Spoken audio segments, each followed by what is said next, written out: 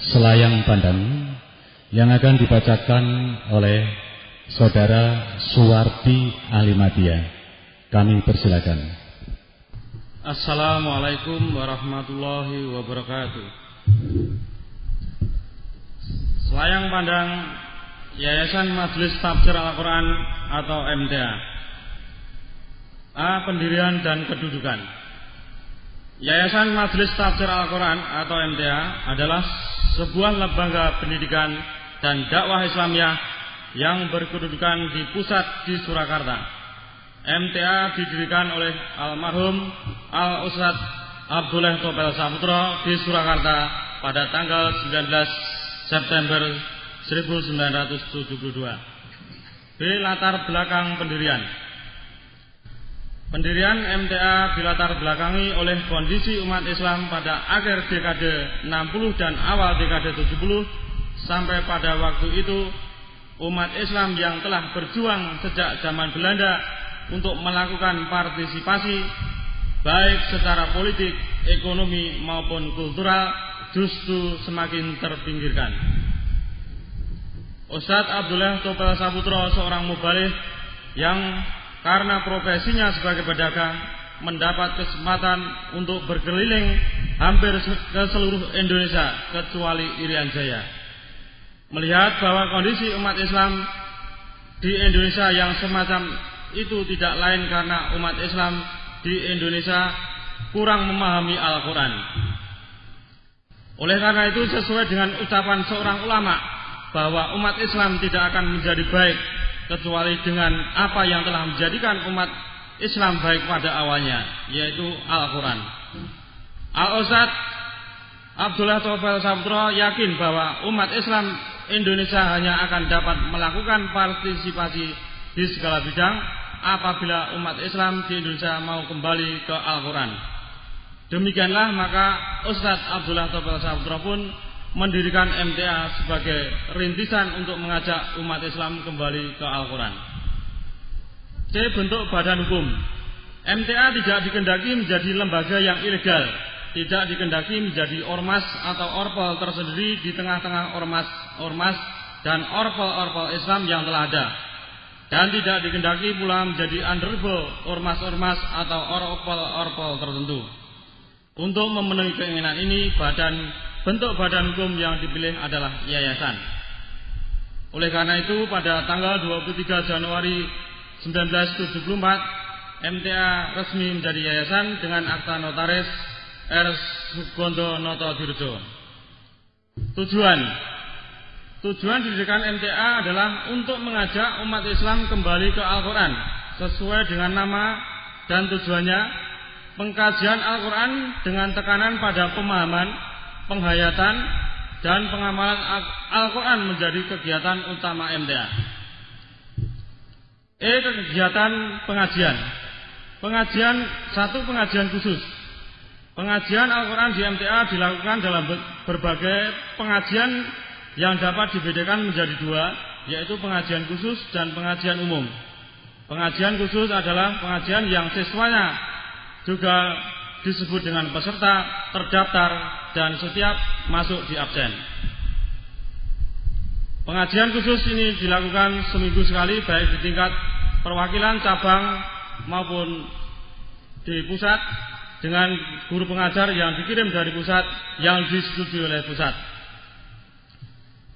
Materi yang diberikan dalam pengajian khusus adalah tafsir Al-Quran dengan acuan tafsir Al-Quran yang dikeluarkan oleh Departemen Agama dan kitab-kitab tafsir lain, baik karya ulama-ulama dari dunia Islam lain, Salafi maupun Kholafi. Dari itu semua dapat dilihat bahwa yang dilakukan oleh MTA bukanlah menafsirkan Al-Quran, melainkan mengkaji kitab-kitab tafsir yang ada dalam rangka pemahaman Al-Quran agar dapat dihayati dan selanjutnya diamalkan. Dari itu semua dapat dilihat bahwa yang dilakukan oleh MTA bukanlah menafsirkan Al-Quran, melainkan mengkaji kitab-kitab tafsir yang ada dalam rangka pemahaman Al-Quran agar dapat dihayati dan selanjutnya diamalkan. 2. Pengajian umum. Pengajian umum adalah pengajian yang dibuka untuk umum, siswanya tidak terdaftar dan tidak diabsen. Pengajian umum ini baru dapat diselenggarakan oleh MTA Pusat yang diselenggarakan 1 minggu sekali pada hari Minggu pagi. Kegiatan lain, pengamalan Al-Quran membawa ke pembentukan kehidupan bersama berdasarkan Al-Quran dan Sunnah Nabi.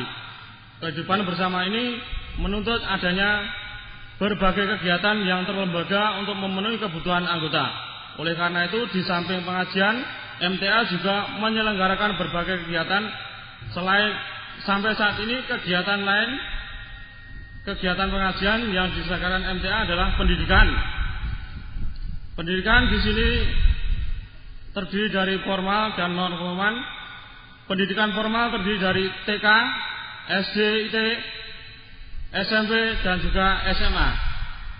Kegiatan sosial seperti kerja bakti bersama Pemda dan TNI, donor darah, pemberian santunan kepada korban bencana alam, korban konflik, pemberdayaan ekonomi umat, kesehatan, dan penerbitan buku dan brosur. Sumber dana. Banyak yang bertanya-tanya dengan heran, dari mana MTA memperoleh dana untuk menyelenggarakan kegiatan-kegiatannya.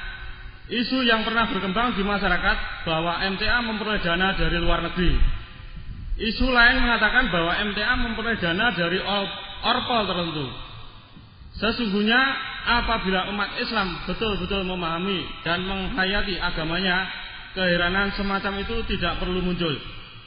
Bahwa jihad merupakan salah satu sendi keimanan. Tidak ada yang meragukan rukun Islam yang ke-6. Akan tetapi bahwa sesungguhnya jihad terdiri dari 2 unsur, jihad bi amwal dan jihad bi anfus. Ya, ini kurang dihayati. Biasanya jihad bi anfus saja yang banyak dikerjakan. Apabila jihad bi amwal dihayati dengan baik dan diamalkan, umat Islam tidak akan kekurangan untuk membiayai kegiatan-kegiatannya. MTA membiayai seluruh kegiatannya sendiri karena bahwa MTA yang ingin berpartisipasi dalam setiap kegiatan harus berani berjihad, bukan hanya bi anfus, akan tetapi juga bi amwal. Karena memang demikianlah yang dicontohkan oleh Nabi dan para sahabatnya. Struktur kelembagaan. MTA telah tumbuh di berbagai wilayah Indonesia. Sampai pada hari ini MTA memiliki 27 perwakilan, sebentar lagi menjadi 28 perwakilan dan 138 cabang. Dalam pertumbuhan MTA memperoleh struktur sebagai berikut. MTA pusat berkedudukan pusat di Surakarta. MTA perwakilan di tingkat kabupaten atau kota. MTA cabang di tingkat kecamatan. MTA di Jawa Timur. Secara resmi MTA mulai berdiri di Jawa Timur pada tahun 1982 di Pacitan. Kini di Jawa Timur telah berdiri 6 perwakilan, yaitu perwakilan Pacitan, Surabaya, perwakilan Madiun, perwakilan Magetan, Ngawi, Ponorogo. Sesaat lagi akan tumbuh 1 perwakilan, yaitu perwakilan Nganjuk, sehingga menjadi 7 perwakilan. Perintisan perwakilan MTA Nganjuk. Perintisan pengajian di Nganjuk dimulai tahun 2004 dengan kegiatan belajar kelompok yang dipimpin Saudara Suwardi, Forum Jatirjo Blok D10 Nganjuk. Awal mula membentuk kelompok belajar bersama-sama teman-temannya yang berjumlah 5 orang. Dari sinilah kelompok pengajian semakin bertambah dan berkembang. Kemudian mulai tahun 2005 pengajian diisi oleh Bapak Insinyur Hasan Ikhwani MSc, dosen ITS dari Sukolilo, dan juga ketua cabang MTA Sukolilo dari Surabaya 1 bulan sekali. Pada tahun 2006 memohon pimpinan pusat agar Bapak Sarwoko SPD juga mengisi 1 bulan sekali. Hingga sekarang jumlah peserta semakin meningkat. Pengajian ini juga diikuti dari Kediri dan Jombang. Selama pembinaan, sebagian warga Nganjuk juga mengikuti pengajian di perwakilan Madiun. Semakin bertambahnya peserta pengajian, timbullah keinginan agar pengajian dapat diresmikan sebagai perwakilan MTA yang ada di Nganjuk. Setelah melalui proses dan persyaratan yang ditetapkan MTA Pusat, telah dilakukan peninjauan, maka pada hari ini tanggal 8 Juli tahun 2007 pengajian binaan ini diresmikan sebagai Majelis Tafsir Al-Quran MTA di perwakilan Kabupaten Nganjuk. Adapun susunan kepengurusan sebagai berikut: Ketua 1 Suwardi AMD, Ketua 2 Purnawirawan Mayor TNI Sarmin,